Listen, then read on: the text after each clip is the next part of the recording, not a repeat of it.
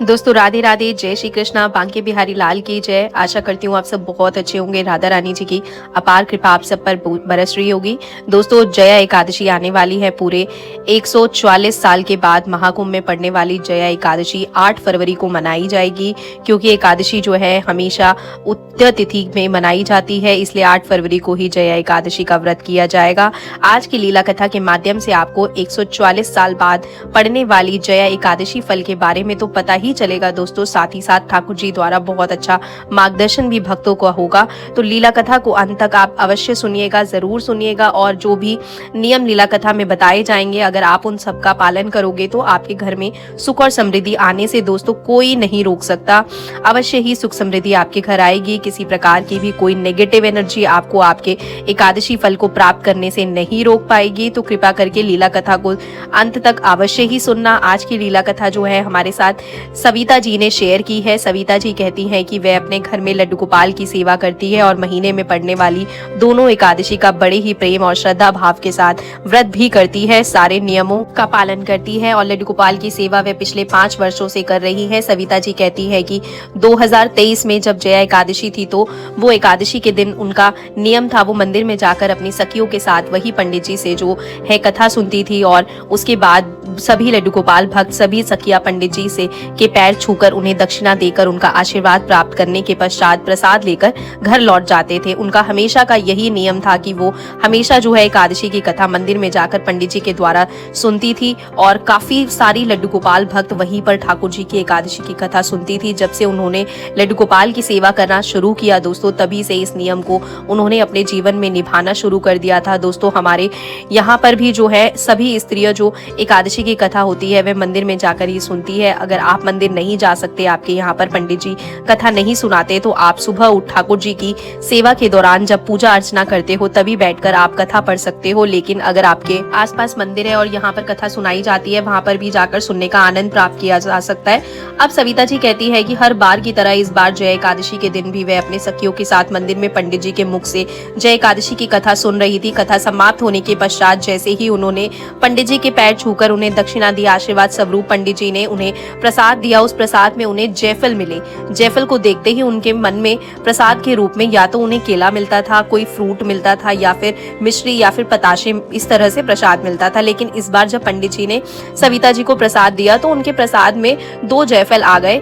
अब जयफल को देखकर उनके मन में संदेह हुआ। उन्होंने इस बारे में पंडित जी से कुछ नहीं पूछा। उन्हें लगा कि इस तरह से जयफल घर ले जाना अच्छा है या नहीं। इस संकोच में उन्होंने जो जयफल उन्हें प्रसाद स्वरूप मिले थे वही पर मंदिर में ठाकुर जी के चरणों में रख दिए। और दोस्तों जो बाकी का प्रसाद था, सविता जी कहती है फ्रूट और मिश्री वगैरह, वो लेकर वह अपने घर आ गई। घर आने के पश्चात ठाकुर जी को स्नान आदि कराने के पश्चात उन्होंने ठाकुर जी की सेवा करना प्रारंभ किया। पूजा आरती की कथा वो मंदिर में सुनकर आ गई थी, इसलिए घर पर उन्होंने दोबारा से एकादशी की कथा नहीं पढ़ी। ठाकुर जी को स्नान कराया, उन्हें भोग लगाया और आरती की, क्योंकि सविता जी जो है वह ब्रह्मा मुहूर्त में स्नान करके जया एकादशी की कथा सुनने के लिए मंदिर में चली गई थी। इसलिए वहां से आने के पश्चात उन्होंने ठाकुर जी की सेवा की और घर पर पूजा पाठ किया।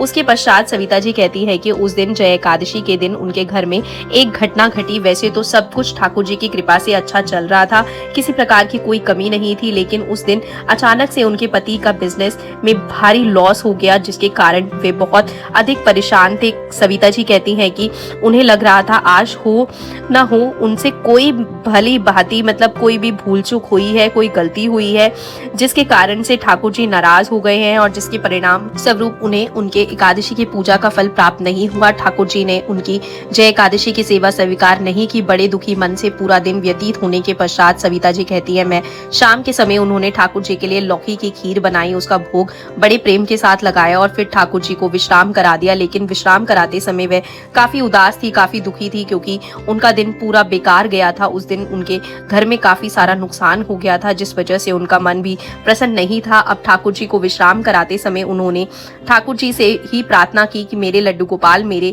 ठाकुर जी, मुझसे आज ऐसी कौन सी भूल हो गई है जिसके परिणाम स्वरूप आज हमारा इतना भारी नुकसान हो गया। पिछले सालों से मैं आपकी सेवा करती आ रही हूँ और आपकी कृपा से हमारे घर में सब कुछ कुशल मंगल है, लेकिन ना जाने आज ऐसी क्या भूल हुई है जिसके कारण हमारे घर में इतनी बड़ी संकट की स्थिति आ पड़ी है। काफी मन विचलित होने के कारण ठाकुर जी से प्रार्थना करते हुए सविता जी आराम करने लगी। उसी रात ठाकुर जी ने सविता जी को स्वप्न में दर्शन दिए। स्वप्न में ठाकुर जी के बाल स्वरूप में एक छोटा सा बच्चा अपने हाथों में बहुत सारे जायफल लेकर बैठा हुआ था। सविता जी कहती है कि वह जायफल सविता जी को देने की कोशिश कर रहा था, लेकिन सविता जी स्वप्न में भी जायफल नहीं ले रही थी उस बच्चे से।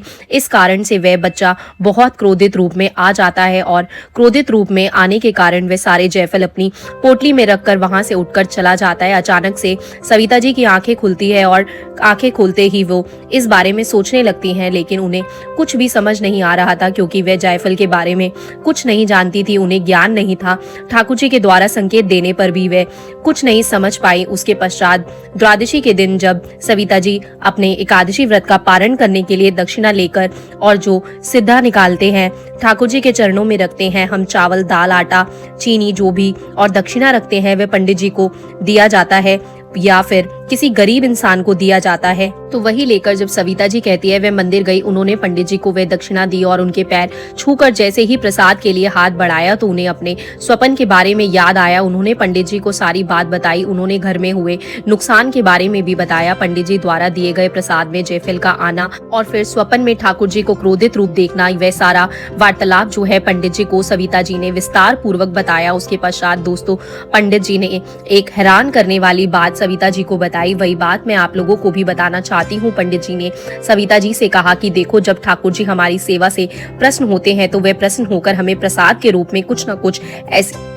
भेंट अवश्य देते हैं जिसके कारण से हमारे घर में सुख और समृद्धि में बढ़ोतरी होती है, हमारे घर में तरक्की होती है। चाहे आपको ठाकुर जी प्रसाद के रूप में पुष्प दे सकते हैं, ठाकुर जी आपको प्रसाद के रूप में पैसे दे सकते हैं, जैसे कि प्रसाद मिला उसमें कोई सिक्का आ गया, कोई 10 का नोट आ गया, 100 का नोट आ गया, आपको कहीं मंदिर से प्रसाद मिला उसमें बहुत सारे पुष्प आ गए या कोई चांदी की वस्तु आ गई, लौंग का जोड़ा आ गया, माता रानी की, ठाकुर जी की, किसी की दुपट्टा आ गया, चुनरी आ गई, तो विशेष भेंट होती है ठाकुर जी की ओर से हमारे लिए, विशेष प्रकार का उपहार होता है, एक भेंट होती है जो वो हमारी भक्ति से प्रसन्न होकर हमें देते हैं। उसी प्रकार से जय एकादशी के दिन जायफल का बहुत अधिक महत्व होता है, इसलिए ठाकुर जी ने सविता जी की भक्ति सेवा से प्रसन्न होकर उन्हें भेंट स्वरूप जायफल प्रसाद के रूप में दिए थे, लेकिन उन्होंने उस प्रसाद का तिरस्कार कर दिया। उन्होंने उस प्रसाद को वापस ठाकुर जी को ही लौटा दिया, ठाकुर जी द्वारा दिए गए प्रसाद को स्वीकार नहीं किया, वही मंदिर में छोड़कर घर वापस आ गई,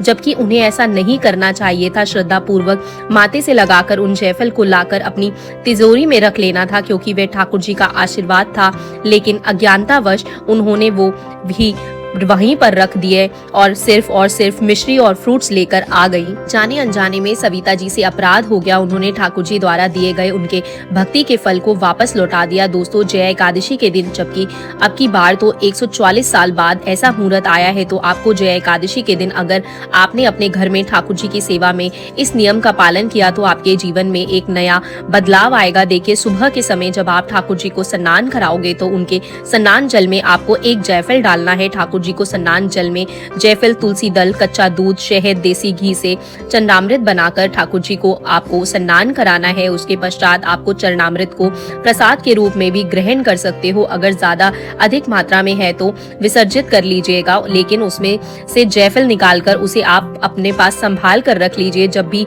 आप किसी महत्वपूर्ण काम से बाहर जाते हो, अगर आप ठाकुर जी के स्नान जल में से वो जायफल जो निकाला था आपने संभाल कर रखा है, उसका तिलक लगाकर घर से बाहर निकलते हैं तो 100% आपका कार्य बनता है, क्योंकि ठाकुर जी का आशीर्वाद आपके साथ होता है। साथ ही साथ आप जब ठाकुर जी की पूजा अर्चना करोगे, आपको ठाकुर जी के चरणों में 5 जायफल जय एकादशी के दिन अवश्य ही चढ़ाने हैं। 5 जायफल ठाकुर जी के चरणों में पूजा के दौरान जब आप चढ़ाते हो और उसके बाद आप ठाकुर जी की आरती करते हो, उनकी पूजा पाठ करते हो, उन्हें भोग लगाते हो और फिर एकादशी के दिन ओम नमो भगवते वासुदेवाय के 108 जाप करते हो। उसके पश्चात दोस्तों जो जायफल आपने ठाकुर जी के चरणों में चढ़ाए हैं, 5 जायफल, वे जागृत हो जाते हैं, वे सिद्ध हो जाते हैं और वे बहुत ही ज्यादा शक्तिशाली हो जाते हैं। फिर आपको पूजा करने के पश्चात क्या करना है, उनमें से एक जायफल को पान के पत्ते में लपेटकर मंदिर में ही ठाकुर जी के सामने छोड़ देना है।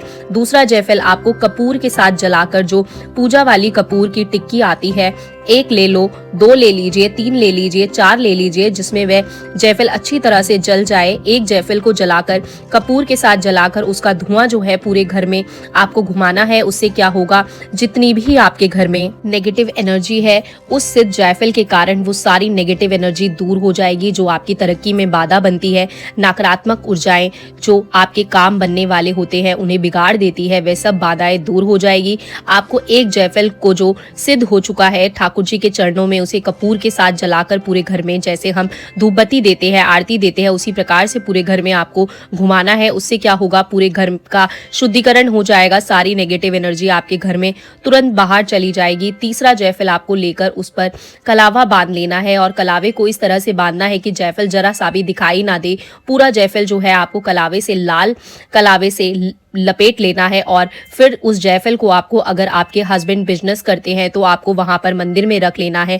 ठाकुर जी के आशीर्वाद से आपके व्यापार में दिन दोगुनी रात चौगुनी तरक्की आएगी और यह आपको जया एकादशी के दिन ही करना है। अगर आपके हस्बैंड ऑफिस जाते हैं, आप जो है खुद का व्यवसाय नहीं करते, तो आपको यह जायफल जो आपने कलावे में लपेटना है उसे अपनी तिजोरी में रखना है, जहां पर आप अपनी सैलरी के पैसे वगैरह रखते हो। अगर आपकी खुद की शॉप है, खुद का व्यवसाय है, तो आपको वह जायफल वहां पर रखना है कि आपको मंदिर में पान के पत्ते में लपेट कर छोड़ना है। दूसरा जायफल आपको कपूर के साथ जलाकर पूरे घर में घुमाना है, उसकी धमनी देनी है, उसका प्रभाव जो होता है बहुत अच्छा होता है। और तीसरा जायफल आपको, जैसा कि मैंने बताया, या तो तिजोरी में रखना है या फिर ठाकुर जी के चरणों से उठाकर उस पर लाल धागा लपेट कर, वह दिखाई ना दे, बिल्कुल उस तरह से आपको वो जहां पर व्यवसाय करते हो, आपकी शॉप वगैरह पे, वहां पर रख देना है।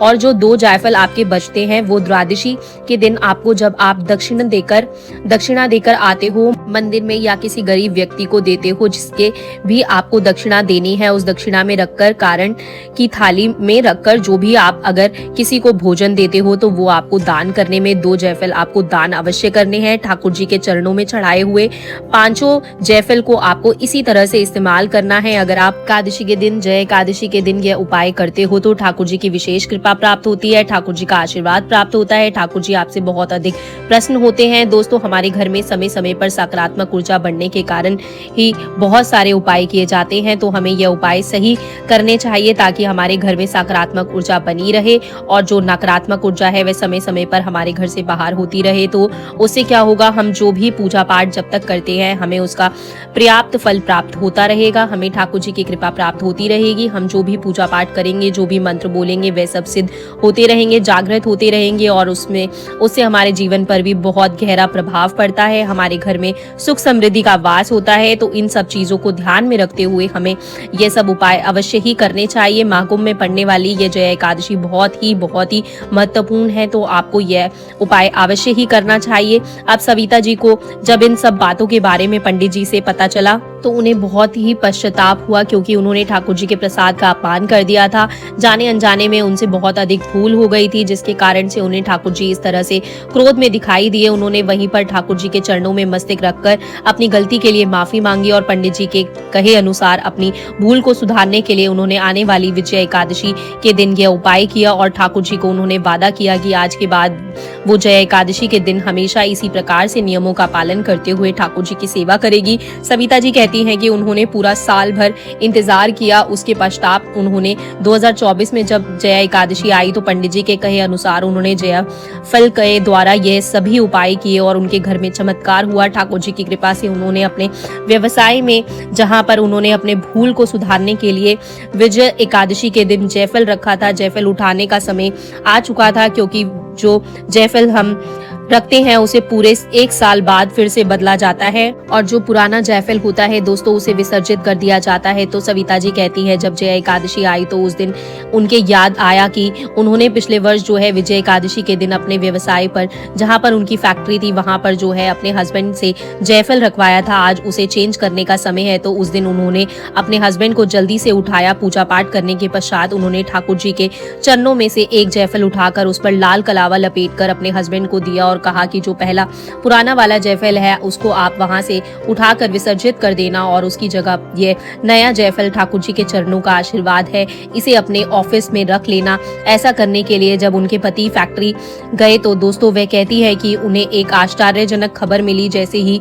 जाकर उन्होंने फैक्ट्री का गेट खोला तो उन्होंने देखा वहां पर शॉर्ट सर्किट की वजह से आग लगने वाली थी। अगर उनके पति समय पर नहीं पहुंचते तो उनका बहुत भारी नुकसान हो जाता, लेकिन ठाकुर जी के उस छोटे से जायफल फल ने इतना बड़ा हादसा होने से रोक दिया। अगर उन्हें वह जायफल चेंज ना करना होता तो वह बहुत देर बाद वह अपने ऑफिस जाते, जिसके कारण वहां पर भारी आग लग चुकी होती और उनका बहुत सारा नुकसान हो जाता। सविता जी कहती हैं उस दिन से लेकर आज तक हमारे कारोबार में दिन दोगुनी चार चौगुनी तरक्की हो रही है। हमारे घर में किसी भी नेगेटिव एनर्जी का वास नहीं है। ठाकुर जी की लीलाएं देखने को मिलती है, ठाकुर जी के चमत्कार देखने को मिलते हैं। हर पल ठाकुर जी का एहसास होता है और मंदिर में भी पूजा पाठ करते समय बहुत आनंद की अनुभूति होती है। कहते हैं ना, जब ठाकुर जी का हाथ सर पर होता है तो बुरी से बुरी बलाई भी टल जाती है। ठाकुर जी पर विश्वास और प्रेम रखने वाले भक्तों का कभी भी परेशानी नहीं होती, क्योंकि जय एकादशी आने वाली है। सभी भक्त इस नियम का पालन करके ठाकुर जी की कृपा प्राप्त कर सकते हैं। इसीलिए दोस्तों मैं हमेशा कहती हूँ कि ठाकुर जी से बड़ा कोई गुरु नहीं होता, क्योंकि वे समय समय पर हम सबका मार्गदर्शन अवश्य ही करते हैं। आपको जया एकादशी के बारे में अगर कोई भी प्रश्न है, आप कुछ भी उसके बारे में पूछना चाहते हैं तो आप मुझे कमेंट सेक्शन में बता सकते हैं। और अगर वीडियो आपको अच्छी लगी हो, कुछ भी आपको हेल्पफुल लगा हो, इस वीडियो से पसंद आई हो वीडियो, तो वीडियो को लाइक शेयर जरूर करिएगा दोस्तों। और अगर आप इस चैनल पर पहली बार वीडियो देख रहे हैं तो चैनल को प्लीज सब्सक्राइब कर दीजिएगा, शेयर करिए। जितने लोगों के पास ये वीडियो आप शेयर करेंगे उतना अच्छा है, बाकी लोगों को भी लड्डू गोपाल की लीलाओं के बारे में पता चलता रहे। हम सब इस लीलाओं के बारे में सबको जानकारी देते रहे। अगर आप एक जना एक वीडियो को शेयर करता है, इसी तरीके से अगर हम सब करें तो सारे जितने भी लड्डू गोपाल के भक्त हैं उन तक ये वीडियो जाएगी। और जो लड्डू गोपाल के भक्त नहीं है तो एक समय पर वो भी लड्डू गोपाल के भक्त बन जाएंगे। जब उनके साथ भी एक भाव जुड़ जाएगा, एक लीलाएं होने लग जाएंगी, तो वो भी लड्डू गोपाल के भक्त बन जाएंगे। तो दोस्तों आशा करती हूँ आपको वीडियो अच्छा लगा होगा। कमेंट करिएगा। राधे राधे, जय श्री कृष्णा। इसी तरीके से मिलती रहूंगी, आती रहूंगी मैं आपके साथ और लीलाएं कथा लेकर। फिलहाल अभी आप सभी को मेरी तरफ से राधे राधे, जय श्री कृष्णा। बांके बिहारी लाल की जय दोस्तों।